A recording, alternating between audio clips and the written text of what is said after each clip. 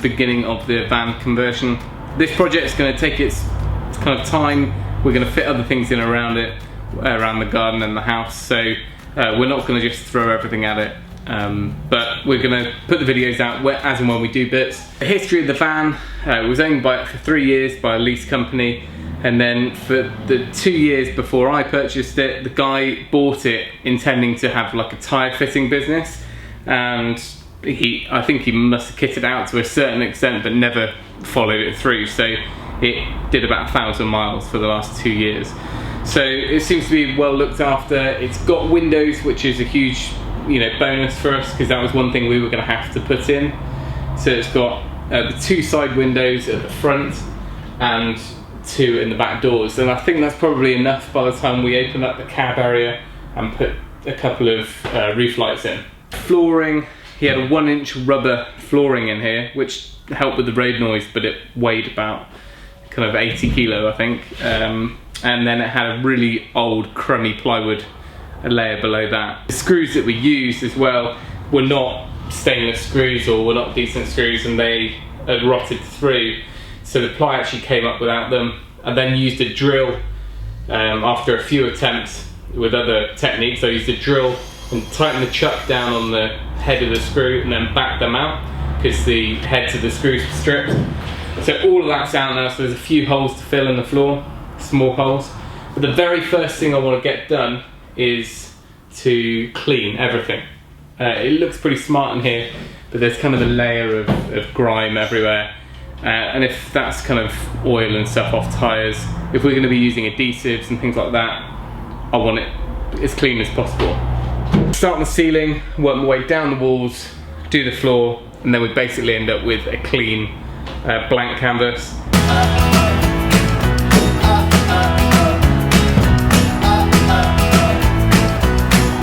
You can see up here, this roof panel, it's just slightly loose, and when I was driving it rattled against the structure, so I do need to get some adhesive in there, so it's another reason to clean it. I think it's just had a slight knock here when someone's loaded something in, it popped a little bit off there. Back here it's absolutely fine.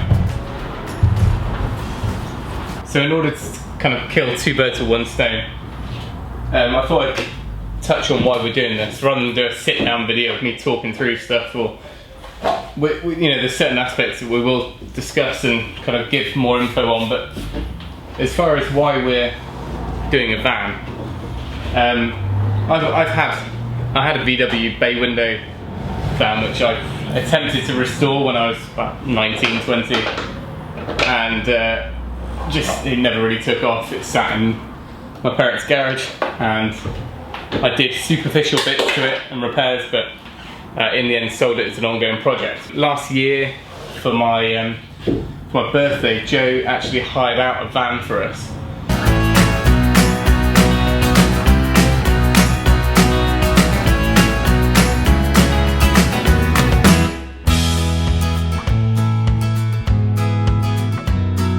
Anyway, so we decided that it was definitely a good route for us to go, in that it would be more flexible holiday wise. We could do short breaks, even just go away and use it as a day van. Plus we have the opportunity, we can kind of lend it out to friends, or even look at hiring out to people who might want to borrow it for a few days. So that's where we're at. We decided that we'd start looking for a van to do. Of course, loads of people talk about the Sprinters, and you know, in the States they seem to be a really popular option, and I guess here, Sprinters here are, every second van you see on the road is a Sprinter. All the delivery vehicles use Sprinters, and a lot of the supermarket vehicles use them as a base vehicle. But they're slightly bit more, well, a fraction more expensive. But the main thing for me was to make the most of the space. If we could sleep across the vehicle, transverse I think they call it, then if we could get a wide enough vehicle for that, we basically save ourselves, well, gain an extra two feet in the whole van. So it just made sense. So this is a Citroen Relays, the same as the Peugeot, same as the Fiat, and same as the Ram, I think, Dodge Ram? No, Ram Master, something like that. Anyway, in the States. and you'll find that all the commercial motorhomes use these vans. So it's obviously a popular option as well. Vans don't come much bigger than this. It's over 6 meters long, and of course it's quite wide, so there's plenty of room, and if we can put our heads together and come up with a really clever layout, it's definitely going to be enough for the 4 of us. If not, we can make it possibly into a 5-berth as well, because we're looking at seating for 5. It's going to be a slow project, maybe even take us into the autumn. I don't really want to go, we said we'd do it on a budget, but I don't really want to really skimp on it, because it's a decent vehicle. You know, if we'd spent £1,000 on an old banger, I'd be more tempted to kind of throw something together quicker. But it's a decent vehicle this time. I don't want to just start taking shortcuts or, you know, not insulating it properly just because we're being impatient. It's better to do it right. So we're going to really budget this one out, and we'll go through all the finances as and when we get them and kind of work things out, just in case anyone wants to kind of see and track what we're doing in case they want to do their own. The very first step for us is to get it lined and insulated and soundproofed. Soundproofing is something I didn't factor into my budgeting originally. I thought there'd be so much insulation in here. By the time we've insulated it, boarded it all out, it'd be fine. But you know, after driving it back down the motorway, there's quite a bit of sort of rattle of the panels. Not rattle, but just the reverberation, I guess, because they're quite big sheets of metal. So I'm going to get some of the Butyl sort of sound deadening, a bit like Dynamac, that type of thing. Just attach that. It's another reason why I'm cleaning, just so we can get it nice and quiet on the road as well. Another more slightly selfish reason, well, not selfish, but a different reason from the family holidays, is that I quite like to use this as part of our YouTube channel, as part of the Restoration Couple. And I know loads of our subscribers and other people that I know around the country have got projects similar to ours, or they're doing new builds or you know, self-build projects, and I thought it'd be a really nice idea to kind of link up with some of those people and go on a bit of a road trip. This is all kind of just ideas, but you know, road trip, restoration couple on tour type thing, and we could go around, whether it's myself or the whole family, go around and we could just visit some of these people who are doing the same sort of thing as us. Whether it's the garden type stuff, or the woodworking, or you know, more of the renovation, restoring an old house. You know, those are the sort of like-minded people that certainly I like to hear from, so hopefully other people would as well. So it's just an idea. You know, when I've got downtime from the business, I could, you know, head off for a couple of days, take my cameras, and we could film a few episodes on the road. So I don't know if you think that would be something that would lend itself to the channel. Let me know in the description below. Or if you're one of those people who've got a project and you want to share it, then you know, hook me up below. You can get my email, drop me a line, and we can maybe sort something out, and it might give me a bit of a push to get the van finished.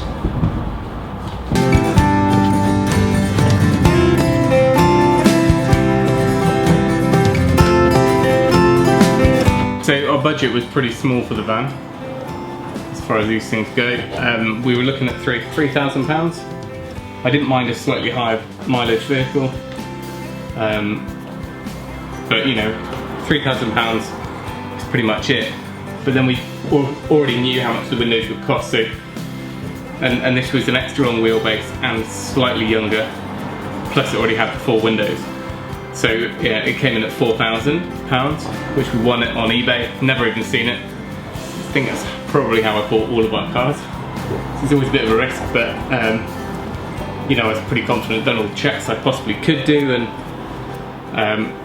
I knew it was a great price. And I think the guy who's selling it knew it was a good price too, especially because his buy it now price was £7. Anyway, I had looked at some ex-ambulances and ex-minibuses, you know, like non-emergency ambulances, more like the minibus type. And they had benefits to a certain extent because they were already windowed out.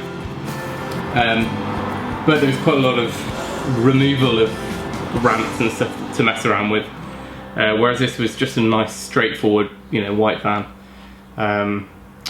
So that's kind of how we ended up coming to this.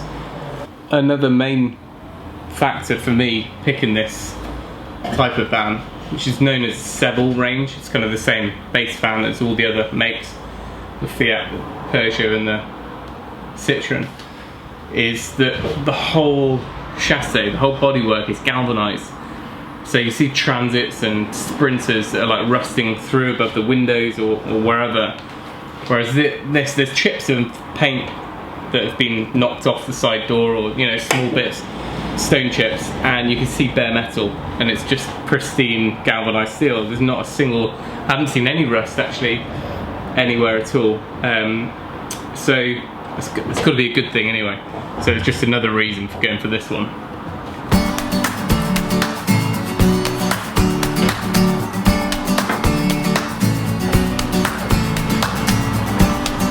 Now we're going to try and do the floor, and the floor is covered in rubber marks and grease and all sorts.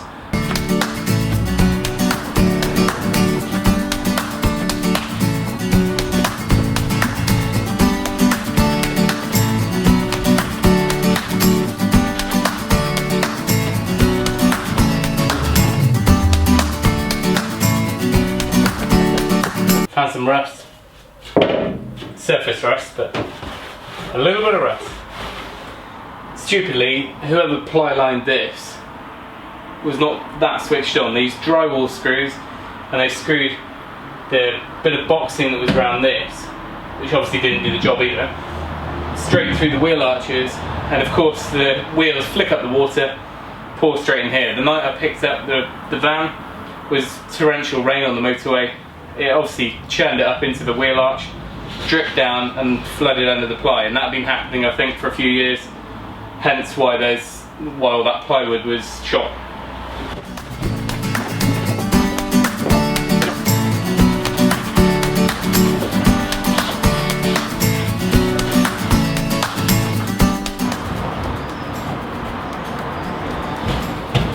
Right, that's it, I'm done. Cannot take any more. It's becoming a bit of an oven in here. Even though it's 7 o'clock now. Pretty chuffed, that came off pretty well. I know all the ceilings and walls are now clean enough, and it's just the floor needs a final going over. Where the holes are, we'll need to fill those. Smaller ones, probably just a bit of that metal putty, they're like plastic metal or whatever they call it, will be adequate. Where there's a couple of holes where they've bolted something down, maybe a workbench, I'll need to do those properly.